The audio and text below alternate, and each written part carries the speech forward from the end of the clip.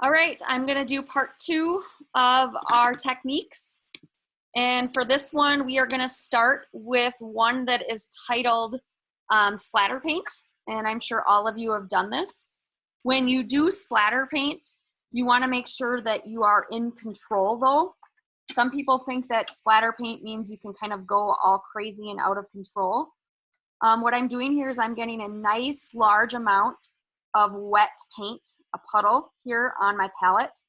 And then what you're gonna do is you'll go in and you're just gonna gently tap over your work area. And what happens when you do this is you get these nice splatters and dots of texture that are a little bit more geometric in nature.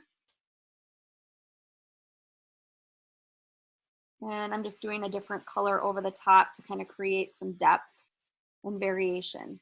But again, it's just a gentle tap. And this is something, again, that you could do maybe for like a rain shower, or if you wanted some crinkly texture over top of an object, you could add this over the top. And again, you could also combine it by doing a lift off as well in the process, like we did earlier. So that is splatter paint. For the next one, you are going to want a white color crayon, preferably white. If you don't have a color crayon, you might not be able to do this as effectively. You could try a white colored pencil, but I'm not certain that it's gonna work. So what you do for the wax resist, remember, color crayons have wax in them. What you do is you go in and you take your crayon and you press fairly hard and draw your object in crayon. And then you take your wet brush technique and you paint over the top.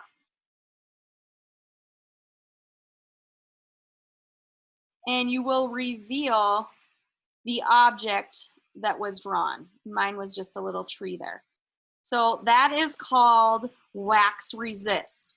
And again, you can do this for many things. You could do it for texture, and you could do it to get something to stand out a little bit more in your artwork, or where you want the white to be. So like a highlighted area, or an area that has a white effect to it. The next one is a gradation technique where I would like you to just use your wet brush. So you're gonna go wet brush, a nice middle value of paint. Nice middle value of paint. And then once you get halfway filled in, I want you to go and rinse your brush using just water. I would like you to go in and create a gradation. So you just dip into water and you can lighten that side by barely adding any color to it. So you essentially will have a dark value. It's gonna get a middle value, and then where you had mostly water, it will be a light value or a highlighted area. So we call that a gradation of value or gradation. And then the next one, this is one that I think it can be the most fun. What you do is you're gonna use mostly paint, not a lot of water. So don't go dipping into a big puddle of water.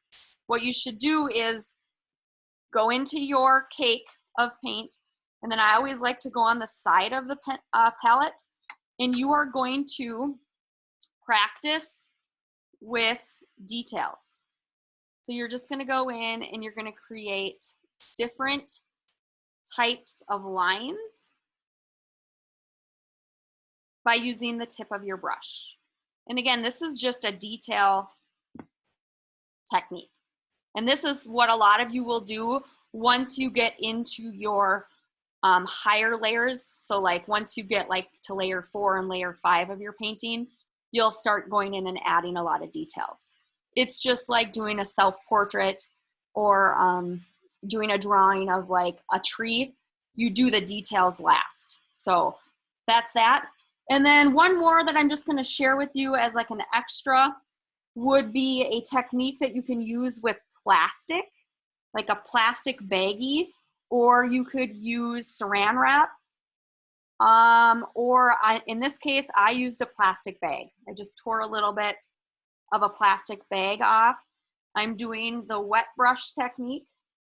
So I'm just going in with wet paint, filling in, and then I'm going to take a little bit of my plastic bag, crumple it up, and then I'm going to kind of push it down into my wet paint, and then I have to wait for it to dry, and then when it's dry, I will peel it off, and it leaves this crinkly texture that you can see on mine right here. Leaves that crinkled texture right there. So those are some techniques to work with. Remember, there's a lot more that you could do with as far as watercolor techniques, but these are just the basic ones to get you going as an intro artist and as a beginner watercolor artist.